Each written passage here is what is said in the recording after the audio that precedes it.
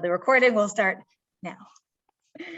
So we have our final installment of the beginner's Talmud class for women. And the last two classes, we spoke about the first Mishnah in the 10th parak. And we're going to discuss a different part of the Gemara now, still addressing the same Mishnah, but a different part of the Gemara, a little bit of a different topic. Let's just review our Mishnah. So open up to page 2. I gave you page 1. If any of you want to follow along in the original format, you're welcome to. It's there, you can see it, but I also put it in another format on the next page. And for this year, I actually gave the Hebrew as well. I don't know what backgrounds people are coming with, but you can kind of choose your own level here. And if you want to follow along in the Hebrew, you can. If you want to follow along in the English, you could do that as well. The English here is the Sefaria translation, the elucidated version that we've been discussing, because we're not really focusing on the Mishnah. So I just gave you the full version, but just bear in mind that the bolded is the literal translation and the other words are not. So let's just review just to remind ourselves of what we're doing, and then we're going to see what the Gemara says. Anyone want to read? Any volunteers? Maybe everyone could read at some point during the class. So if anyone wants to start us off. Bernie? What would you like me to read? Let's read the Mishnah. On the eve of Passover, adjacent to Mincha time, a person may not eat until dark, so that he will be able to eat matzah that night with a hearty appetite. Even the poorest of Jews should not eat the meal on Passover night until he reclines on his left side, as free and wealthy people recline when they eat. And the distributors of charity should not give a poor person less than 4 cups of wine for the festival meal of Passover night. And this halacha applies even if the poor person is one of the poorest members of society and receives his food from the charity plate. Awesome. So we have a little bit more interpretation here, but if you just read the words of the Mishnah and you saw that it said, even the poorest of Jews should not eat until he reclines, what part of the Seder do you think that that's talking about? Put aside whatever practices we do now. Reading the Mishnah, just reading the pure Mishnah, what would you think? What would you assume? After the meal. Why after the meal? Okay, so you're assuming reclining has to do with going to bed. Being full, just being like lying on the couch after Friday night dinner. I get it. What would anyone else think? I agree. Agree? You would think after the meal. Yeah. Any other thoughts for people online? So it's really not clear. I think that assumption that we have is probably working with our contemporary idea that we don't recline usually when we eat. It's not typical. Whereas I think the Mishnah is working with a different assumption that people reclined all the time for eating. So it was part of the meal in some fashion, but it's not really clear which part. We really don't know which part of the meal. At what point do you need to recline? Do you literally need to recline the entire Seder? Is it for certain points? We don't know. Any last suggestions you want to throw out there before seeing what the Gemara says? But it has to be relatively early, right? But if you can't eat until you're reclining, then you have to be reclining before you eat. Well, okay, so that's an interesting read. How do you see that the Mishnah says that? Meaning it could be that they're two separate ideas. That the beginning of the Mishnah is about not eating until dark. But and in the end, second the part is afilu ani part, right? Yeah. Lo yochal ad sheyesev, right? If you can't eat until you are reclining, then reclining has to come before eating. It can't come after because you can't eat until you're reclining. I see what you're saying. Okay, so what you're saying is it has to come earlier in the meal. It can't be the end of the meal. It clearly says that you can't eat until you recline. Yeah. Okay, so that's a very different read of the Mishnah. That it has to precede eating. Okay. Reading this Mishnah alone, would you think what would you say if let's say someone doesn't want to recline or someone forgets to recline? What would you say? What do they do?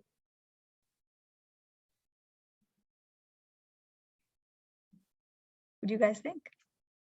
I think if they don't want to recline, they should, because the whole point of reclining is that you're not slaves and you can do what you want. Okay, so what you're saying is they shouldn't be forced to. Let's say they forgot though. Let's say they meant to and they forgot. What would you think based on the Mishnah? Start all over again. Start all over again. You're going to start all over again. Okay. Yes.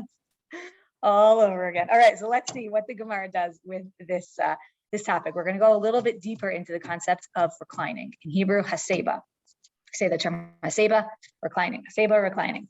We're going to talk about what points you need to recline and really what is the nature of this obligation to recline based on a conversation in the Gemara. Let's read source number 2. I meant to write raw version, not Rav version. Let's see what it says. The Hebrew that I gave actually has nikudot, so it's a little bit easier to follow. So does anybody want to read either the Hebrew or the English for us? Aviva, you want to take it away? Whichever you want to do. You get to choose the language. Even the poorest of Jews not eat until he reclines. It was stated, matzah requires reclining. Bitter herbs do not require reclining. Wine, it was stated in the name of Rav Nachman, requires reclining, and it was stated in the name of Rav Naaman, does not require reclining. Okay, so as you see, it's awkward when you don't fill in the gaps. This is typical in Gemara where they'll quote a piece of the Mishnah. Let's just remember that the Mishnah comes first, and then the Gemara is a further analysis and discussion of the Mishnah. So the Gemara comes, it quotes a piece of the Mishnah, and then it comments on it. So if you look in the Hebrew, you can see I actually put it in quotes. It didn't do that for the English. But that's the quote from the Mishnah, direct quote. And now it's adding on, it's quoting discussions surrounding this idea. So what do we learn from this passage? What additional information does this add for us? Feel free to call out. You have to recline at certain times. You have to recline when you're eating matzah. You don't recline when you're eating the bitter herbs. Okay. You need to recline for matzah. You don't need it for the maror. And what about wine? Well, Rav Nachman says yes, and Rav Naaman says you don't. Same person. Rav Nachman says, what? You What? have to require. It requires reclining. Yeah. Requires reclining. Okay. And then apparently it says Rav Nachman says it does not require reclining. Okay, Rav So Nachman, Rav what are you Nachman- saying? Which one? Rav Nachman, what's your opinion? It depends maybe which cup of wine. Oh, okay. You and Aviva are thinking along the same lines, right? Maybe he's referring to different parts of the wine, different cups. Okay, Right. so if you had to take is that what you meant, Sava? It was Rena. Oh, Rena, I'm sorry. That's Rena, okay. is that what you intended? Uh, Are you there, Rena? I'm there, but okay, I didn't know if you can hear me. Yeah, we can hear you.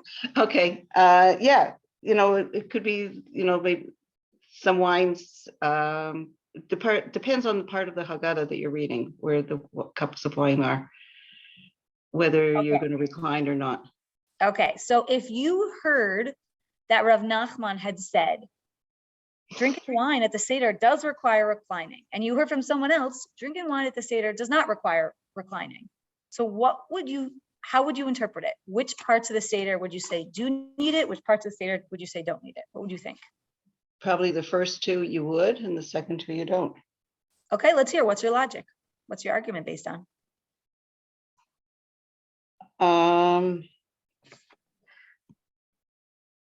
Because, well, it doesn't say, it just says wine. It was stated in the name that requires reclining. And then if you read into it, it could say, and it was stated in the name of Rav Nachum that it doesn't require reclining. How do we make sense of this I don't know. contradictory statements? Maybe there's more to it that we have to read into it. We definitely have to. Okay, so yeah, Aviva, what do you think? At first glance, but you said, but at second glance, maybe it's the other way around. You start off in slavery, and then as you Oh, okay. So did you want this one? I'm impressed. You're speaking like the Gemara. We'll see. So what you're saying is that maybe the first two cups we shouldn't recline, and the second two we should. Is that what you're saying?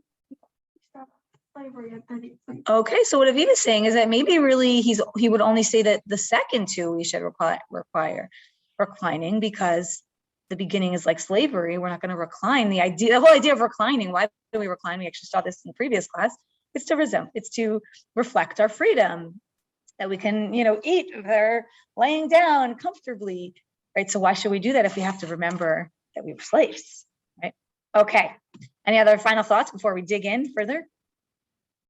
Okay, let's have someone else read. Rena, would you like to read for us? B? Yeah, you want? B. Okay. And do not disagree this to the first two cups and that to the last two cups. Some say in this manner and some say it in that manner. Some say, okay, got cut off. Let me see where it is here on the computer. It's just to the end of the page. No, yeah, but it's cut off where I was. On your version, okay. Some say in this manner and some say it in that manner. Some say it in this manner. The first two cups require reclining, as it is now that freedom begins. The last two cups do not require reclining. What was. Okay, so this is, again, it's always hard to piece it together when you don't have the words in between. And do not disagree. This is saying, what is this saying? What do you think that's trying to say? And do not disagree. This to the first two cups and that to the last two cups. It's not contradicting himself. Exactly. These two statements do not disagree, do not contradict each other. One statement is for the first two cups and one statement is for the last two cups. Some say in this manner and some say it in that manner. So the part B just gives the first potential interpretation. Some say it in this manner. The first two cups require reclining, as it is now that freedom begins. Or I think you guys, we suggested that, right? That maybe it's only the first two cups that you need. And then why would you not need it for the last two cups? What's the Gemara's explanation here?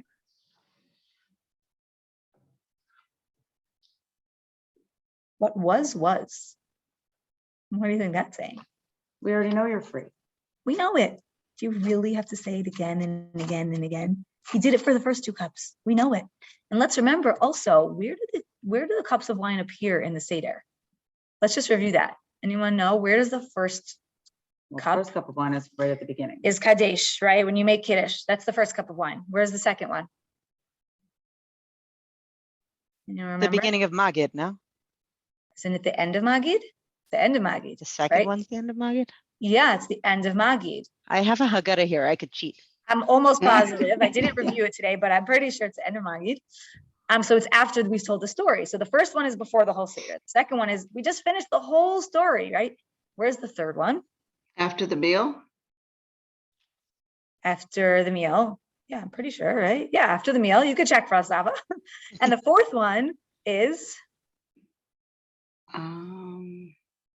It's after benching. Exactly, after benching.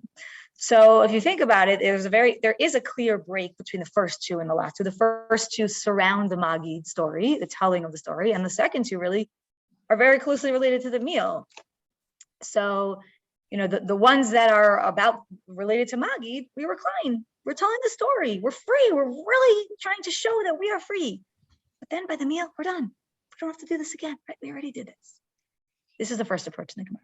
Let's look now at the second approach. Flip the page to part C. Zava, do you want to read for us? C or Gimel, whichever one you want. Sure.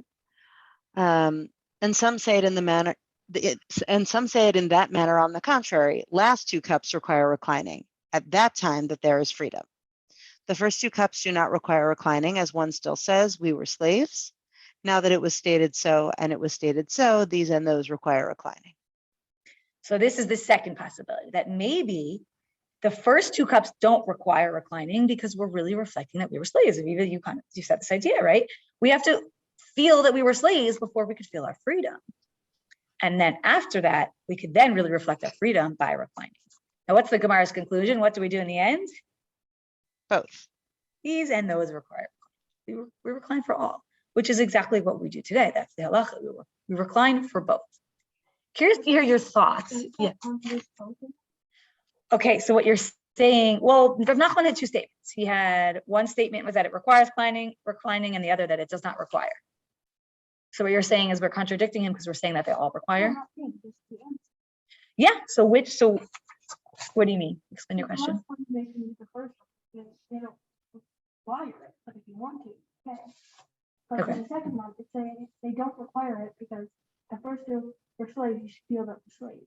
So by saying feeling like slaves while you're reclining, it's contradicting the whole point. Okay, it's a really good point. By having all four, on the one hand, the Gemara is suggesting that we're following both approaches, but what Aviva's saying is, but you're not really following the second approach, because inherent in the second approach is that you need to have cups that you don't recline for before you recline. Is that your point? For the first one, it seems to not really matter so much, maybe for the last two. Okay, so we don't bother, but it doesn't seem to contradict the idea if we recline, right? But for the second idea, it's almost like it's undermining the whole point. By not reclining, you're reflecting you were slaves, and then if you recline for all of them, you're not doing that.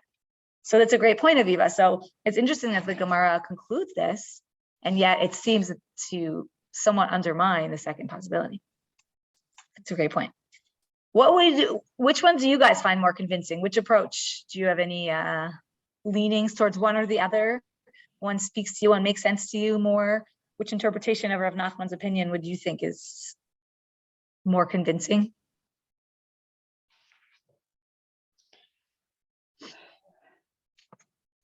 I like the idea that the ones associated with Magid are the reclining ones.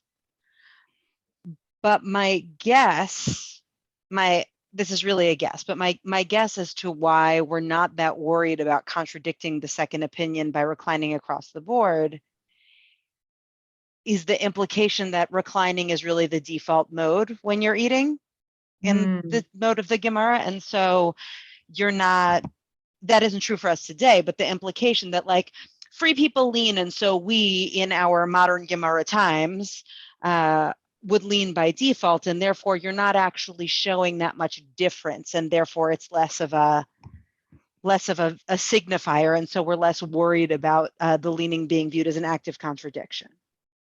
Okay, so Zava, you're really bringing another layer here. What you're saying is it's not really so much about freedom.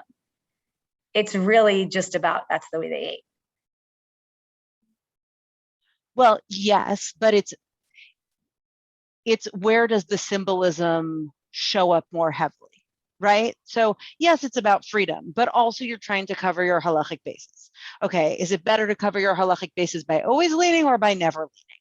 Well, we should do the thing that would be a less active contradiction of the opposite opinion, and that whatever the default mode is the less active contradiction. Okay, so what you're saying is we're not going to have a perfect solution because either one we choose is going to contradict the other. So let's at least pick an approach that is least contradictory to the other approach. Maybe less conspicuously contradictory is the way to say that. Okay, so that's a good way of saying it. That if it's so, It disappeared.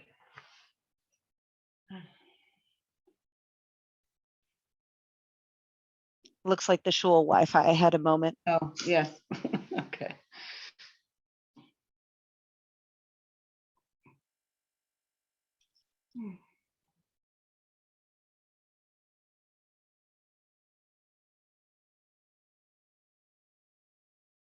when I think of the first approach, I think of that we're really looking at it as if it was in the past, right? We're looking at it as if the story is over, it's done, we're free. We're not even going back to the moment of slavery. The beginning of the story is that we're already free. We're starting off as free people, right? Ata ata b'nei chorin, we're starting there already. That's our starting point because we're looking at it as if this happened in the past, we're already free. Let's feel this freedom from the very first moment of the Seder. And the second approach to me is more about really experiencing that journey from slavery to freedom. Don't we talk about everyone should feel as if he himself left Egypt? Yeah, so I think that fits much better with the second approach, right? That everyone needs to, exactly. That to me, that's exactly what I thought when I read this Machloket. I don't know, it could be that the first approach has a different explanation of how they would fit that in, that idea that you need to feel like you're leaving Mitzrayim. But maybe it's just, maybe they would interpret the approach of you need to feel like you're free. So you start by being free. You're free. But to really feel free, should you start as feeling enslaved? That would be my intuition as well, but I hear.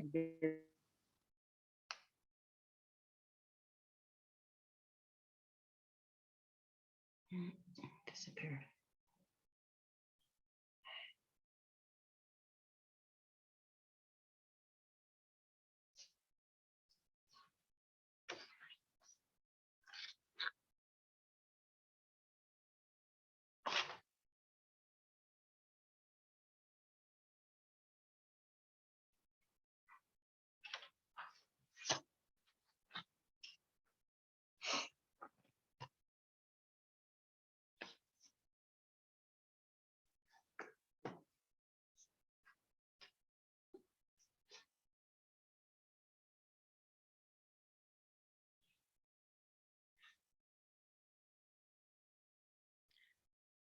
Sarit, are you back? You're on mute There I now. am. Okay, You How much froze did- there for several seconds on our end. okay. How much Yeah. did you miss? What was the last thing that you heard? That I think it was that you would instinctively agree as well that you would Okay. need to go from slavery to freedom in order to have that experience. Perfect. Okay, so we're now going to transition to a different aspect of Haseba. First, before we do that, I just shared that I put the elucidated version, source number 3, on page 3 of the Gemara. So if you want to just look at that, you can just see it's a lot clearer to read, and you'll see what we just read, just fleshed out a little bit more. We won't do that together, but if you want to read it, it's just helpful to kind of cement in your mind what we just read. But now we're going to move on to more technical questions about the nature of this concept of reclining. So we turn to Tosfot. What do you guys know about Tosfot? Let's throw out there anything that you know. Anyone know anything about Tosfot? Anyone ever learned Tosfot? Anyone ever heard of Tosfot? Yeah, You've heard of Yes. it, just not Yeah. sure. Okay. It's not one Well, you know, person, so right? sure, It's an academy. It's like the multiple Ba'alei HaTosfot. So Okay. So it's a first of all, collective opinion. Tosfot is not a person. A lot of people make that mistake. Tosfot, as you said, Ba'alei Tosfot, it's a school of thought. It's a lot of people contributing. The Tosafot, it's a they, it's a plural. So Tosfot are one of the major commentators on the Gemara. There's 2 major commentators on the page of the Gemara. If you look at the first page, there's Rashi and there's Tosfot. If you look at the first page, so Rashi is on the right side. It happens to be also Rashbam is here in Pesachim. It's unique. It's his grandson. But then on the left side is Tosfot. And Tosfot, many of them were actually descendants of Rashi, grandchildren of Rashi, but they really did something very unique, that they weren't just commenting on the page of the Gemara. Like if you look at Rashi's approach, what he's doing is he's usually just interpreting for you of the very local context of the Gemara. What does this phrase mean? What does this line mean? What does this word mean? Whereas Tosfot is looking much more broadly at the entire Shas, all of the words of Chazal and all Gemaras and all Mishnayot, and they're saying, does this work? What about the larger questions going on here? How does this fit into an entire system, a legal code? And so they really expand the view that we have on the Gemara. This is an example of that. We're not going to look towards other sources, but Tosfot definitely brings up a larger question for us. So let's read what they say here.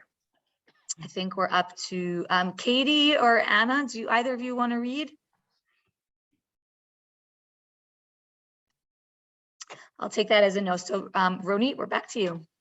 Since we already spoke about redemption before the meal, and even though matzah requires reclining, and it does not say in relation to the matzah what was, matzah is different since it is the primary part of the meal more than wine. Also with wine, he already reclined for the first 2 cups. Also, it says in the Torah that it is remembrance to freedom since their dough was not able to rise until they were redeemed. And even though it is a poor person's bread, one should eat it eat it in the way of freedom, and the obligation to learn when eating matzah is confined to the blessing of alachilat matzah and the afikomen. Tosfot has a lot of ideas here. The first thing he's doing is, if you look at the words he's actually commenting on, he's commenting on the words what was. So the first line is just explaining that since we already spoke about redemption before the meal, we don't have to say it again, right? Which is kind of what we assume, but Tosfot just fleshes that out a little bit more. But then he asks a very important question. Did anyone catch what's his question here? What's his question that he's trying to understand about the Gemara? The Gemara had said, right, is discussing if we recline for the 4 cups. What's the question? What's his question here? He doesn't say it in the form of a question. Well, we saw actually in the Gemara that you do recline when you right? Remember, if you look at back at source number 2, we saw that matzah requires reclining, maror does not, and the wine we weren't sure. We had 2 statements about.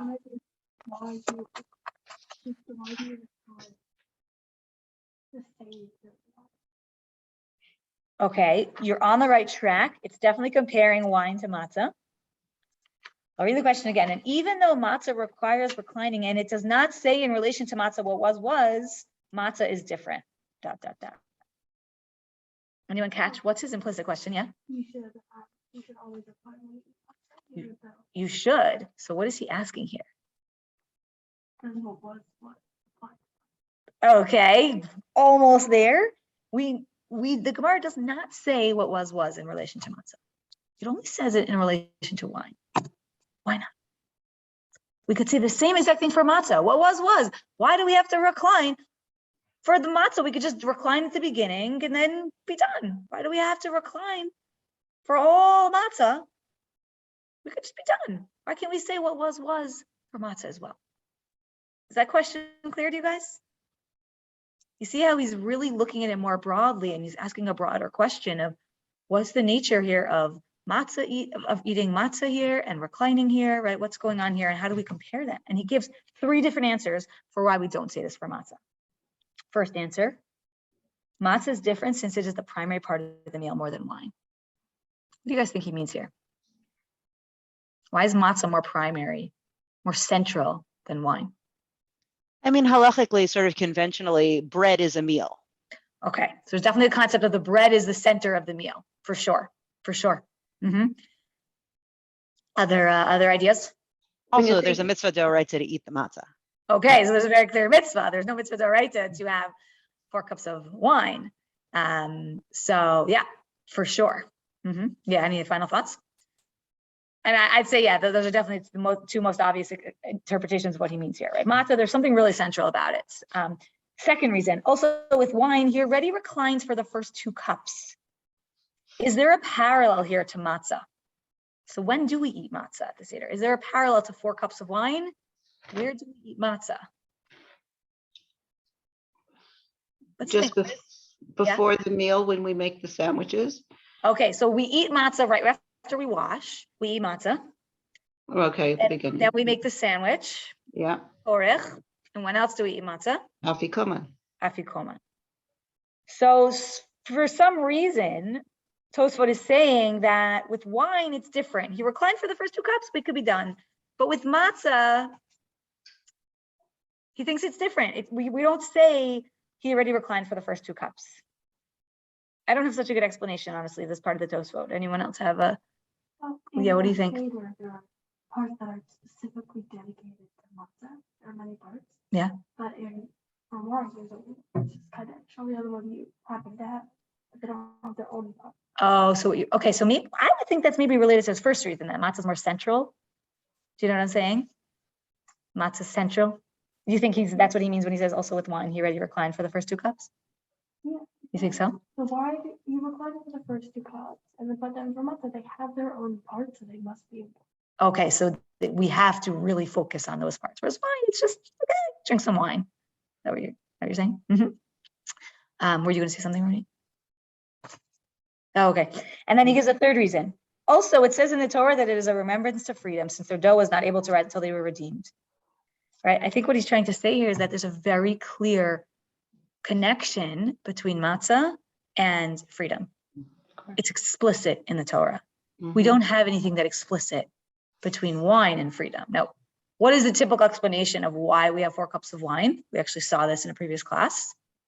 Does anyone remember why? Why do we do 4 cups of wine? What do they correspond to? The Arba Lashonot of Geula, the 4 words of the kinds of redeeming. Exactly. But what I would say is that that's not clear. That's not explicit. Right? We make that connection between wine and the 4 languages of Geula, but it's not like the Torah says, drink wine because you were freed. It doesn't say that.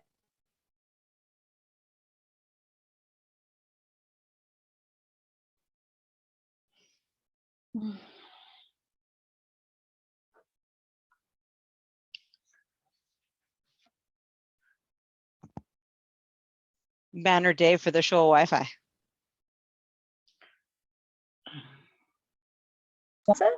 When you say You're cutting out.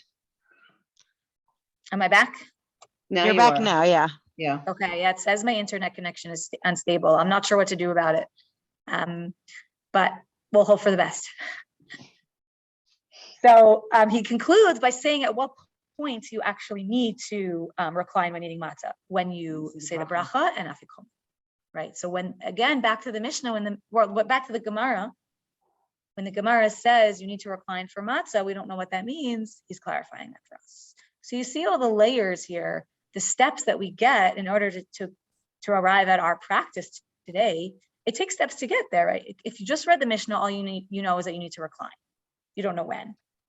If you read the Gemara, you know you need to recline for matzah. You're not sure about wine, right? Then later on in the Gemara, it says, okay, do all 4 cups. And then Tosfot says, and only in particular parts of matzah. Questions, thoughts, follow up on this Tosfot? So are you saying we don't recline for Korah? Korach is an interesting question because Korach is not D'oraita. It's not a Torah obligation. It's D'Rabbanan. So there's a whole, it's in a way a different, it's discussed differently in a way. It's not discussed here because this is really, I think, only discussing the Torah obligation of matzah. Korach, we'll see at the end. I quoted a modern halachic posek. We'll talk about Korach. We'll get there. All right, let's do another Tosfot who discusses another aspect of. It just disappeared again.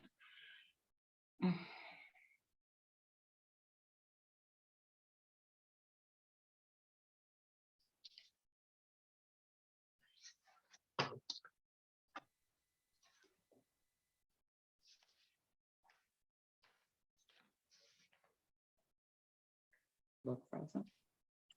I'm moving. Oh, am I There you back? were. You're back. Just Okay, now. I don't know how to improve the Shoals Wi-Fi. Like I don't even know where I would go to make it better. Yeah, so hopefully we'll continue like this. Probably where we are. So the next Tosfot talks about, instead of talking about matzah, it's talking about the nature of the 4 cups. Do you have to recline, right? We know from the Gemara that you have to recline for all 4 cups. But I'm going to return to a question that I posed at the beginning. What about if you didn't? Start over. So you're saying start over.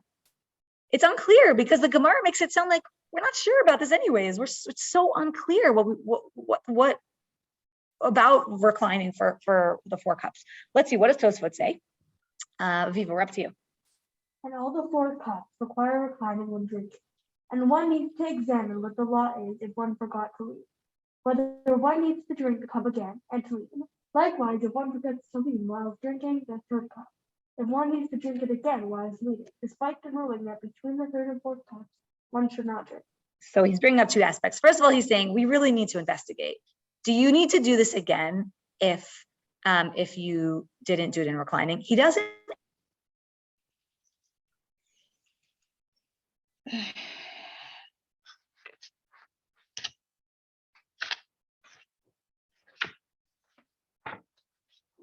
Because it might make it look like you're adding on to the number of cups, because those are part of the meal. So in a way, like if you add a cup, it looks like you're adding on. It's a way, it's not our topic for tonight, but he's just addressing that kind of side topic.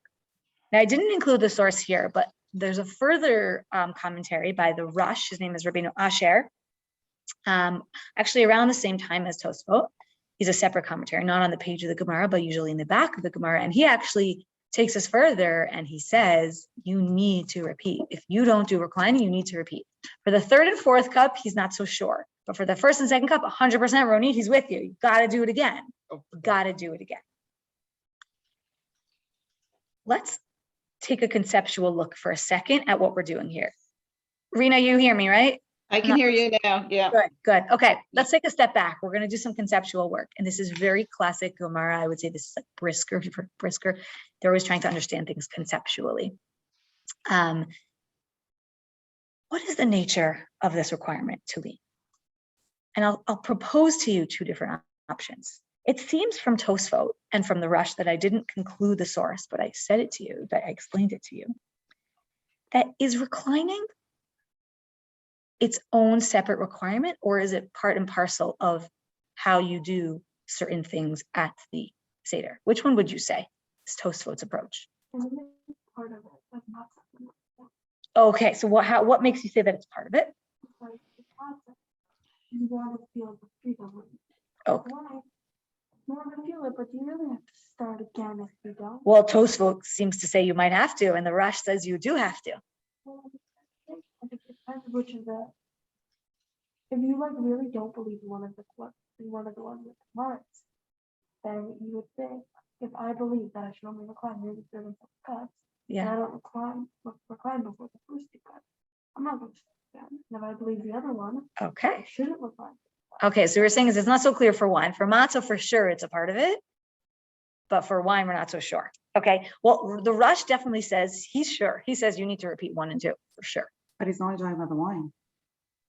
But you need to repeat the wine with reclining. If you don't do it, if you don't recline, you need to repeat drinking. What if you only remember after cup 4?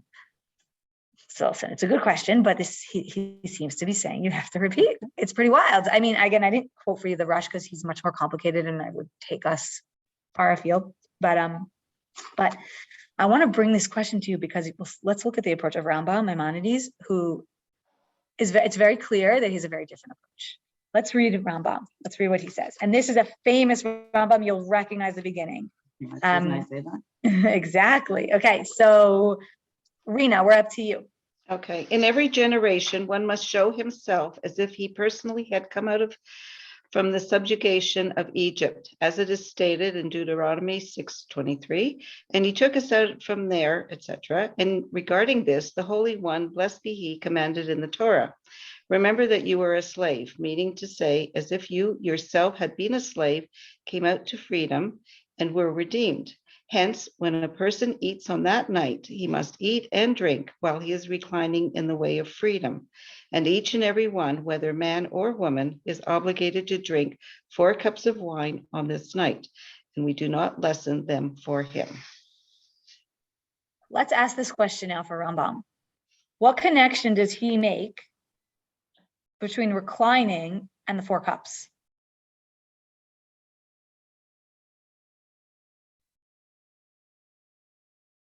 Does he make a connection between them? Yeah, he's eating and drinking while he's reclining in the way of freedom. Okay. Yeah. Does it say specifically what type of eating and drinking while he's reclining? No. It's a general posture for the whole meal in the way he's Mhm. describing it. It's not attached to the individual cups and matzah instances. Exactly right. You see how Rambam is looking at reclining as a much bigger concept. This is characterizing the entire meal.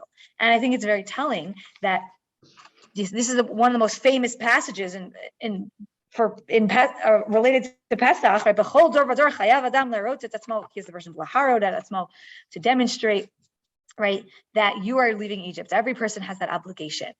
It's in that larger idea of retelling the story of leaving Mitzrayim and feeling like you left. And then he says, therefore, you need to recline. He doesn't talk about it in relation to the 4 cups. After that, he mentions, and you need to have 4 cups of wine. But you see how the direction he comes at it is so different. He doesn't say, you need to drink 4 cups of wine, and by the way, you need to do it reclining. You need to recline. That is a fundamental characteristic of this night, of this meal. Oh, you need to do 4 cups. To me, it seems very clear that they're really 2 separate things. Haseba, reclining, is not a qualification for how you eat or how you drink. It's its own separate requirement for the entire meal. Very different understanding of what reclining is. It's not connected.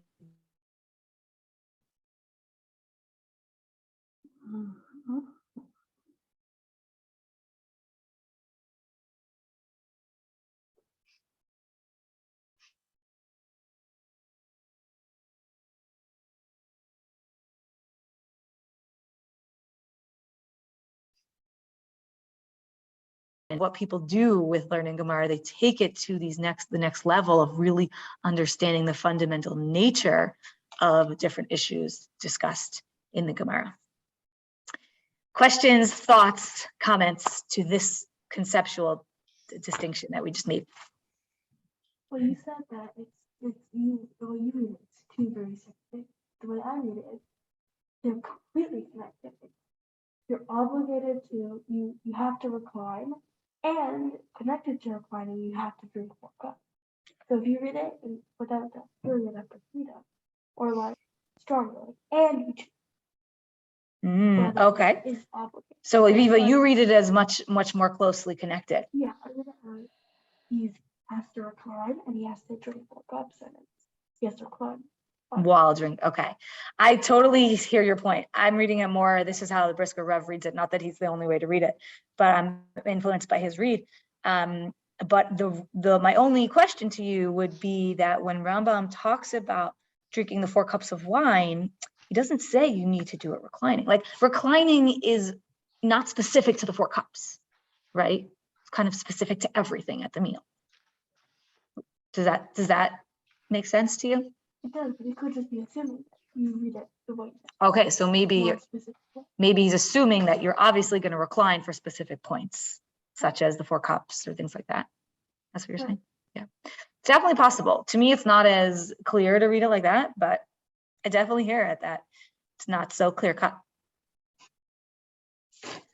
Other thoughts or comments or questions? So usually the next step that people who do this type of conceptual learning would do is they would find a nafka mina. Who's familiar with that term, nafka mina? Anyone ever come across that term? No. It's so useful. I wish there were an English phrase that like you could. Oh, okay. So you know the term. So Zahava, tell us about it. I always want to use it at work because it's useful. It means like the practical ramification of a difference. Exactly. Right? Exactly. Right. And nafkamina is a practical difference, right? In practice, when would this argument actually make a difference? And this is the clearest way to highlight the difference between different approaches.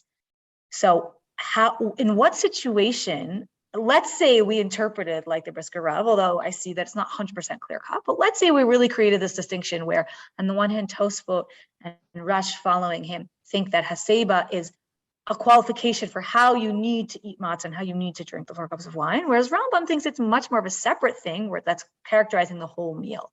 What would be a practical difference? In what situation where would they disagree? Where would their halachic disagreement come into play? Maror. Okay, interesting. So Rambam doesn't mention maror, so he might think that maybe you need to even recline for maror. Very interesting. I don't know how he would interpret the Gemara because the Gemara clearly says you don't recline, but maybe, okay, so that's a great point for things like maror. And any other thoughts? What would be a practical case where this machloka would come into play?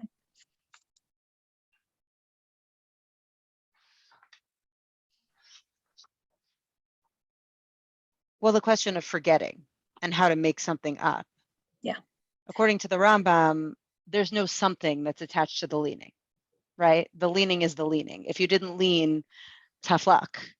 But according to, you said the Rush, right? Yeah. If you didn't lean, that essentially invalidates your first 2 kosas. Exactly. That's what I was thinking as well, right? Along those lines. Exactly. That would be a practical difference. Do you need to repeat the 4 cups and the matzah if you don't do it reclining or not? It seems like Rambam might say, maybe you don't need to because you're reclining for the entire meal, but if there are parts of it that you don't do, okay, you don't do. But it's not like you have to repeat it if you don't do it. So that's definitely a possible practical difference. Let's look at modern day halacha. I quoted for you Rabbi Eliezer Melamed, who wrote a series called Panini Halacha. How many of you are familiar with Rabbi Melamed? Has anyone come across his works? No. He's a tremendous Talmud Chacham and scholar living in Israel now. He lives in a place called Har Bracha. He has a major following in Israel, and more outside of Israel. He has a halachic set called Panini Halacha, which is such a clear explanation of every area of halacha for modern audience. It's being translated, and I think it's already translated into English. It's also free online, so it's incredible. I mean, this is free online. It's a really incredible resource. It's just, if you want to just know what's the bottom line, what do I do today? And again, he really addresses it from a modern perspective. Let's see his perspective. I'm not saying this is the one halachic authority, but he definitely is highly regarded in our community. And I think he's definitely a good halachic resource to use.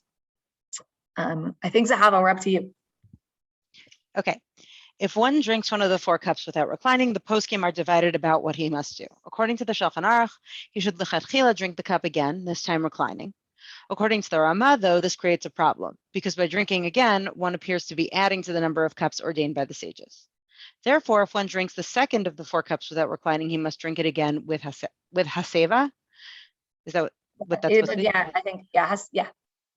Because the second cup precedes the meal. And since it is permissible to drink wine during the meal, one who drinks at this point does not appear to be adding to the required 4 cups. But if one forgot to recline while drinking for the first, third, or fourth cup, he may not go back and drink it a second time, because by doing so, he would appear to be adding to the mitzvah. He may rely on the Ravya and Ravan, who maintain that nowadays one need not perform haseva on the Seder night. Okay, pause here for a second. So he adds in some other topics that we didn't discuss at length, the idea of appearing as if you're adding cups. And also there's this concept quoted by the Ravya and Ravan, who say that haseba.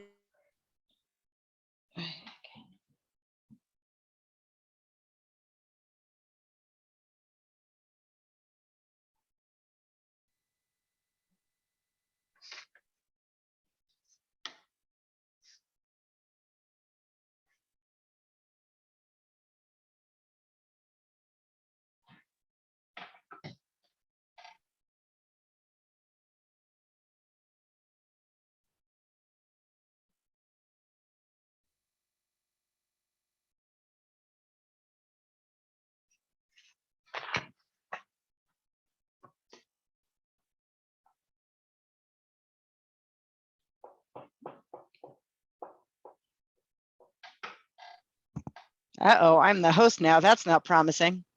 Okay. I'm assuming she signed off and we'll come back. Okay.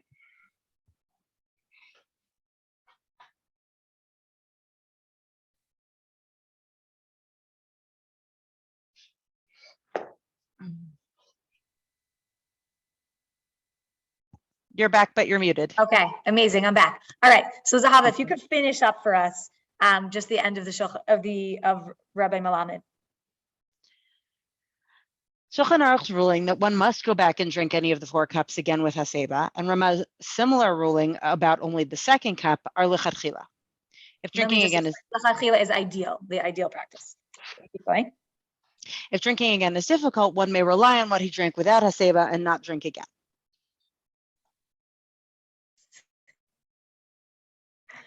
Should I read the last paragraph? You're back. You're back. Okay, we froze for a minute. Yeah, keep going. Finish it off. Lechatchila, women should recline while eating matzah and drinking the 4 cups, but if they forgot, they need not eat or drink again. Important women who accidentally eat matzah without reclining should eat it again while reclining. Okay, so we're not going to go into this topic. I know this is going to open a can of worms. I think we should just all designate ourselves important women. We should just decide. So you're laughing, but you're saying that as a joke, but it's actually stated. This is actually if you read the continuation of the Gemara, the piece that we read, right after that, it says who needs to recline, who doesn't need to recline. I know I opened up a can of worms would bring up women, but I feel like, how could I not bring up women? So it's a question. The Gemara says if you're an important woman, then you do recline. And so then there are many commentators who say all women today are important. Yeah.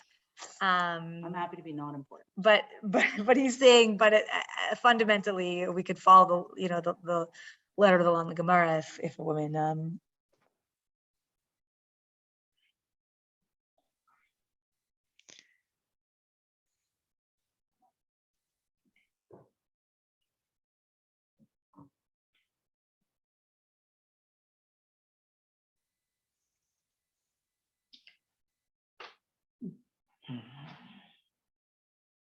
It's sabotage to encourage us to go to the shir in person.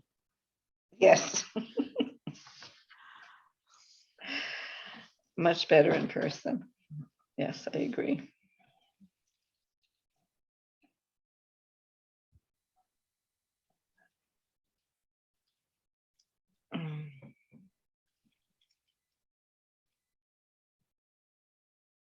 Okay.